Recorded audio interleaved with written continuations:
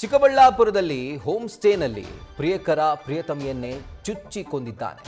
Home ಸ್ಟೇನಲ್ಲಿ ಹರಿದಂಥ ರಕ್ತ ಎಲ್ಲರನ್ನೂ ದಿಗ್ಭ್ರಾಂತಿಗೆ ಒಳಪಡಿಸಿದೆ. ಪ್ರೇಯಸಿಯನ್ನ ಕೊಂದು ನಂತರ ಪ್ರಿಯಕರ ಕೂಡ ಆತ್ಮಹತ್ಯೆಗೆ ಯತ್ನಿಸಿದ್ದಾನೆ. ಚಿಕ್ಕಬಳ್ಳಾಪುರ ನಂದಿಗಿರಿ ಧಾಮ ಹೋಮ್ ಸ್ಟೇನಲ್ಲಿ ಒಂದು ಭೀಕರ ಮರ್ಡರ್ ಆಗಿರುವಂಥದ್ದು. ಮೃತಪಟ್ಟಿರುವಂತಹ ಯುವತಿಯನ್ನ ಸುರಭಿ ಅಂತ ಗುರುತಿಸಲಾಗಿದೆ. ಇನ್ನು ಆಕೆಯ ಪ್ರಿಯಕರ ಸಂಜೀತ್ ಅಲಿ ಆತ್ಮಹತ್ಯೆಗೆ ಯತ್ನ ಮಾಡಿದ್ದ. ಆತನನ್ನು ಆಸ್ಪತ್ರೆಗೆ ದಾಖಲು ಮಾಡಲಾಗಿದೆ. ಕೇರಳದ ಯುವಕನಿಂದ ಬೆಂಗಳೂರಿನ ಯುವತಿಯ ಕೊಲೆ ಆಗಿದೆ. ಪ್ರಿಯತಮಿಯನ್ನ ಈತ ಹೊಡೆದು ಕೊಂದಿರುವಂತಹ ಶಂಕೆಯನ್ನ ಪೊಲೀಸರು ವ್ಯಕ್ತಪಡಿಸಿದ್ದಾರೆ. ನಂದಿಗಿರಿಧಾಮ ಪೊಲೀಸ್ ಠಾಣಾ ವ್ಯಾಪ್ತಿಯಲ್ಲಿ ಪ್ರಕರಣ ನಡೆದಿರುವಂಥದ್ದು. ಇನ್ನು ಸ್ಥಳಕ್ಕೆ ಚಿಕ್ಕಬಳ್ಳಾಪುರ ಎಸ್ಪಿ ಕುಶಲ್ ಚೌಕ್ಸೆ ಭೇಟಿ ಕೊಟ್ಟು ಪರಿಶೀಲಿಸಿದ್ದಾರೆ.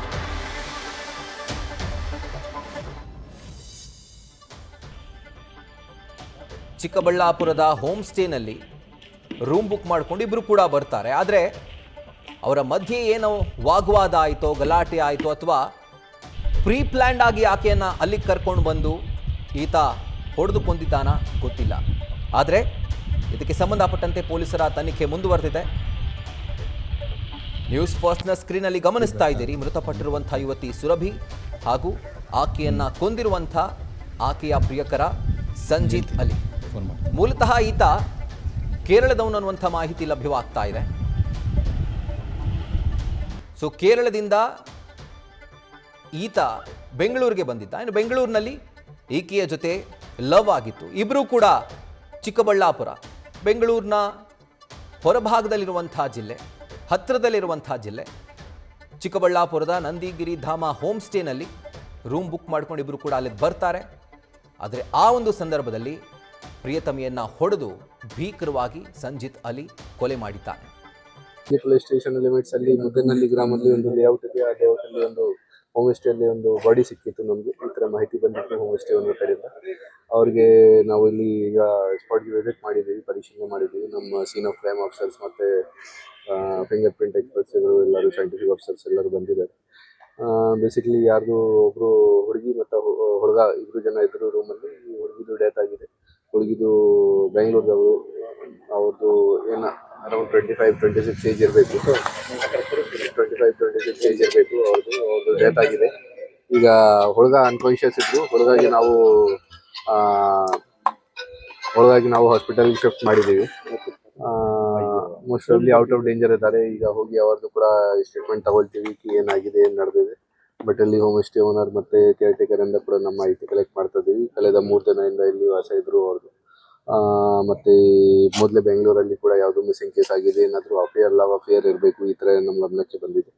ಸೊ ಅದನ್ನು ನಾವು ಈಗ ಬೇರೆ ಎಲ್ಲ ರೀತಿ ಎಂಗಲ್ ನೋಡಿಕೊಂಡು ಫ್ಯಾಮಿಲಿದವರು ಕೂಡ ಇನ್ಫಾರ್ಮ್ ಮಾಡಿದ್ದಾರೆ. ಹುಡುಗಿದು ಫ್ಯಾಮಿಲಿದವ್ರಿಗೆ ಅದನ್ನು ಪರಿಶೀಲನೆ ಮಾಡ್ತೀವಿ. ಏನು ಕಂಪ್ಲೇಂಟ್ ಕೊಡ್ತಾರೆ ಅದು ಕಂಪ್ಲೇಂಟ್ ತಗೊಳ್ತೀವಿ. ಡೈರಿಯಲ್ಲಿ ಏನೋ ಬರ್ದಿದ್ದಾರೆ ಅಂತ? ಹೌದು, ಡೈರಿಯಲ್ಲಿ ನಮಗೆ 2 ಜಾಗ ಸಿಕ್ಕಿದೆ.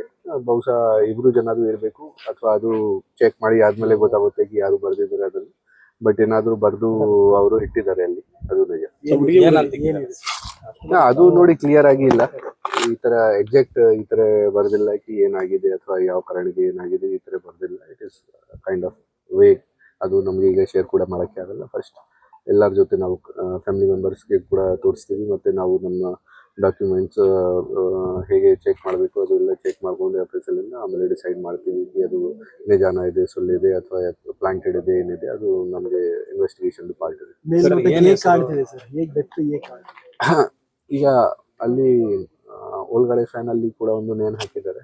ಬಟ್ ನಮ್ಮ ಪ್ರೈಮ್ ಆಫೀಸ್ ನಮ್ಮ ಇನ್ಫಾರ್ಮೇಶನ್ ಪ್ರಕಾರ ಏನಾದರೂ ಅದು ಏನು ಪಾಯ್ಸನಿಂಗ್ ಇದ್ದ ಅಥವಾ ಯಾವುದು ಕಾರಣಕ್ಕೆ ಡೆತ್ ಆಗಿದೆ.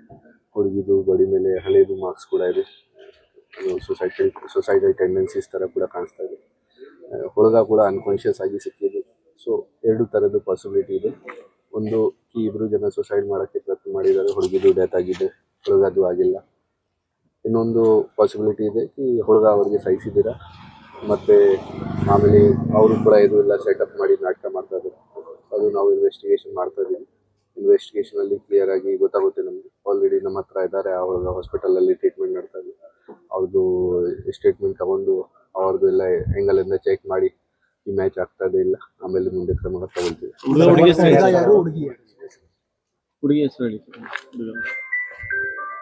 ಹುಡುಗಿದು ಹೆಸರು ಸಾಯಿ ಸುರ್ಭಿ ಇದೆ, ಬೆಂಗಳೂರದವರು ಅವರು. ಹುಡುಗ ಹೆಸರು ಸಂಗೀತ್ ಅಲಿ, ಅವರು ಕೇರಳದವರು ಇದ್ದಾರೆ. ಇವರದು ಮೊದಲೇ 2025 ಬೆಂಗಳೂರಲ್ಲಿ ಕೂಡ ಒಂದು ಮಿಸ್ಸಿಂಗ್ ಕೇಸ್ ಆಗಿದೆ. ಆ ಟೈಮ್ಗೆ ಏನು ಎಲೋಪ್ಮೆಂಟ್ ಆಗಿತ್ತು, ಆಮೇಲೆ ವಾಪಸ್ ಬಂದಿದ್ರು. ಬಹುಶಃ ಫ್ಯಾಮಿಲಿದವರಿಂದ ಏನಾದರೂ ಅವರಿಗೆ ಎಕ್ಸೆಪ್ಟೆಡ್ ಇಲ್ಲ ರಿಲಿಜನ್, ಇದು ಎಕ್ಸೆಪ್ಟೆಡ್ ಇಲ್ಲ ರಿಲೇಷನ್ಶಿಪ್ ಅವರದು, ಈ ಕಾರಣ ಬಗ್ಗೆ ಏನು ಇದ್ರು. ಈ ಹುಡುಗಿದು ಕೂಡ ಇಲ್ಲಿ ಸತ್ಯಸಾಯಿ ಕ್ಯಾಂಪಸಲ್ಲಿ ವಾಲಂಟಿಯರ್ ಆಗಿ ಕೆಲಸ ಮಾಡೋಕ್ಕೆ ಬಂದಿದ್ರು, ಈ ಥರ ಹೇಳ್ತಾ ಇದ್ದಾರೆ ಫ್ಯಾಮಿಲಿ ಮೆಂಬರ್ಸ್. ಅದನ್ನು ಕೂಡ ನಾವು ಕನ್ಫರ್ಮ್ ಮಾಡ್ತೀವಿ. ರಿಲಿಜನ್ ಬೇರೆ ಹೌದು, ಪ್ರೈಮ್ ಆಫೀಸ್ ಈಗ ನಮಗೆ ಮಾಹಿತಿ ಸಿಕ್ಕಿದೆ, ರಿಲಿಜನ್ ಬೇರೆ ಬೇರೆ ಥರ ಬೇರೆ ಬೇರೆ ಇದೆ. ಸೊ ಅದನ್ನು ನಾವು ಕನ್ಫರ್ಮ್ ಕೂಡ ಮಾಡ್ತೀವಿ. ಸೋಷಿಯಲ್ ಮೀಡಿಯಾ ವೈರಲ್ ಆಗ್ತದೆ, ಲವ್ ಜಿಹಾದ್ ಆಗಿದೆ, ಈ ಮಗುನ ಹತ್ಯೆ ಮಾಡಿದ್ದಾರೆ ಹಿಂದೂ ನೋಡಿ, ಅದು ನಾನು ಆಲ್ರೆಡಿ ಹೇಳಿದ್ದೀನಿ ತಮಗೆ, ಈ ಎರಡು ಥರದ್ದು ಡೌಟ್ ಇದೆ ನಮಗೆ. ಅದು ಪೋಸ್ಟ್ಮಾರ್ಟಮ್ ಅಲ್ಲಿ ಮತ್ತೆ ಫ್ಯಾಮಿಲಿ ಮೆಂಬರ್ಸ್ ಮತ್ತೆ ಆ ಹುಡುಗ ಯಾರು ಅನ್ಕಾನ್ಶಿಯಸ್ ಇದ್ದಾರೆ ಅವರಿಂದ ಕೂಡ ನಮಗೆ ಗೊತ್ತಾಗುತ್ತೆ. ಅವ್ರ ಮೇಲೆ ವಿಚಾರಣೆ ಮಾಡ್ತೀವಿ, ಆಮೇಲೆ ನಮಗೆ ಕ್ಲಿಯರ್ ಆಗುತ್ತೆ ಇದು ಸುಸೈಡ್ ಅಟೆಂಪ್ಟ್ ಇದೆ ಅಥವಾ ಯಾರಿಗೆ ಸಾಯಿಸಿದಾರ, ಈ ಥರ ಇದು ಇದೆ. ಸೊ ಡೆಫಿನೆಟ್ಲಿ ನಾವು ಎಲ್ಲ ಎವಿಡೆನ್ಸಸ್ ಕಲೆಕ್ಟ್ ಮಾಡಿಕೊಂಡು ಮತ್ತೆ ಯಾರು ಈ ಕೇಸಲ್ಲಿ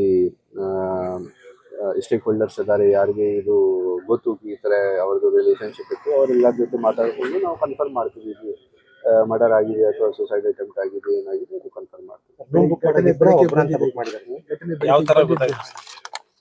ಇಲ್ಲಿ ಹೋಮ್ ಸ್ಟೇ ಓನರ್ ಯಾರು ಇದ್ದಾರೆ ಅಂದರೆ ಕೇರ್ ಟೇಕರ್ ಇದ್ದಾರೆ ಒಬ್ರು, ಅವ್ರದ್ದು ಚೆಕ್ಔಟ್ ಇತ್ತು, ಚೆಕ್ ಮಾಡೋಕ್ಕೆ ಹೋಗಿದ್ದಾರೆ, ಕೇಳಕ್ಕೆ ಯಾವಾಗ ಖಾಲಿ ಮಾಡ್ತಾರೆ.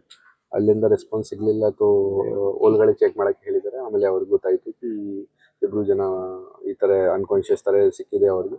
ಆಮೇಲೆ ಚೆಕ್ ಮಾಡಿ ಗೊತ್ತಾಯಿತು ಅವರಿಗೆ ಹುಡುಗಿದು ಡೆತ್ ಆಗಿದೆ, ಹುಡುಗ ಅನ್ಕಾನ್ಶಿಯಸ್ ಇದೆ.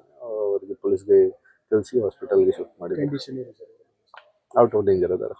ಬಟ್ ಅಲ್ಲಿನ ಮಾತ್ರೆ ಗೀತ್ರೆ ಇದೆ ಅಂತ ಹೇಳಿ ಮಾತ್ರೆ ಒಳಗಡೆ ಪಾಯ್ಸನ್ ತಗೊಂಡ್ರೆ ಮಾತ್ರೆ ಅಥವಾ ನೋಡಿ, ಬೇರೆ ಬೇರೆ ಥರದ್ದು ಐಟಮ್ಸ್ ಇದೆ, ಮೆಡಿಸಿನ್ಸ್ ಕೂಡ ಇದೆ. ನೇಣು ಹಾಕಿದ್ದಾರೆ ಒಂದು ಫ್ಯಾನ್ ಮೇಲೆ, ಅದು ಕೂಡ ಇದೆ. ಸೊ ಅದು ನಾವು ಕನ್ಫರ್ಮ್ ಮಾಡಬೇಕು, ರೂಮ್ ಯಾರ ಹೆಸರು ಬುಕ್ ನಾವು ಕನ್ಫರ್ಮ್ ಮಾಡಬೇಕು ಹೆಂಗೆ ಆಗಿದೆ ಡೆತ್, ಅದು PM ಅಲ್ಲಿ ಗೊತ್ತಾಗುತ್ತೆ. ಅಥವಾ ಡಾಕ್ಟರ್ ಯಾವಾಗ ಫಾರೆನ್ಸಿಕ್ ಡಾಕ್ಟರ್ ನೋಡ್ತಾರೆ, ಸೀನ್ ಆಫ್ ಕ್ರೈಮ್ ಆಫೀಸರ್ಸ್ ಕೂಡ ಇದ್ದಾರೆ, ಅವರು ನಮಗೆ ಸೈಂಟಿಫಿಕ್ ಆಗಿ ಚೆಕ್ ಮಾಡಿ ಹೇಳ್ತಾರೆ ಹೇಗೆ ಡೆತ್ ಆಗಿದೆ. ಆಮೇಲೆ ನಾವು ಕ್ರಮ ತಗೋತೀವಿ. ರೂಮ್ ಇದು ಆನ್ಲೈನ್ ಬುಕ್ ಮಾಡಿದ್ದಾರೆ ಹೇಳ್ತಾ ಇದ್ದಾರೆ, ಅದು ನಾವು ಚೆಕ್ ಮಾಡ್ತಾ ಇದೀವಿ. ಅವ್ರ ಬುಕಿಂಗ್ ಯಾವ ಹೆಸರಿಂದ ಆಗಿದೆ, ಯಾವ್ದನ್ನದು ಆಗಿದೆ ಇಲ್ಲ, ಅದೇ ನಾನು ಚೆಕ್ ಮಾಡ್ತಾ ಇದ್ದೀನಿ. ಈಗ ಹೋಮ್ ಸ್ಟೇ ಓನರ್ಗೆ ಬರಕ್ಕೆ ಹೇಳಿದೆ, ಅವರನ್ನು ಚೆಕ್ ಮಾಡ್ತಾ ಇದೀವಿ ಯಾರ ಹೆಸರು ಮೇಲೆ ಆಗಿದೆ, ಎಷ್ಟು ದಿನ ಅದು ಆಗಿದೆ, ಎಷ್ಟು ಪೇಮೆಂಟ್ ತಗೊಂಡಿದ್ದಾರೆ, ಒಬ್ರದ್ದು ಆಗಿದೆ ಇಬ್ರದ್ದು ಆಗಿದೆ, ಅದು ಚೆಕ್ ಮಾಡಕ್ಕೆ ಹೇಳಿದೀವಿ. ಸರ್, ಈಗ ಸೋಷಿಯಲ್ ಮೀಡಿಯಾದಲ್ಲಿ ಹೊರನಾಡ್ತಿರೋ ಫೋಟೋಗಳು ಇದೇ ವ್ಯಕ್ತಿ ಸರ್? ಅದು ನಾನು ನೋಡಿಲ್ಲ, ಸೋಷಿಯಲ್ ಮೀಡಿಯಾದು ಫೋಟೋಸ್ ನನ್ನ ಗಮನಕ್ಕೆ ಇಲ್ಲ. ಬಟ್ ಇವ್ರದ್ದು ಬೆಂಗಳೂರಲ್ಲಿ ಒಂದು ಕೇಸ್ ಆಗಿತ್ತು, ಅದು ನಿಜ ನಮ್ಮ ಗಮನಕ್ಕೆ ಬಂದಿದೆ. ನಾವು ಕೂಡ ಅವ್ರ ಜೊತೆ ಮಾಹಿತಿ ಕಲೆಕ್ಟ್ ಮಾಡಿದ್ದೀವಿ, ಮಿಸ್ಸಿಂಗ್ ಕೇಸ್ ಆಗಿತ್ತು.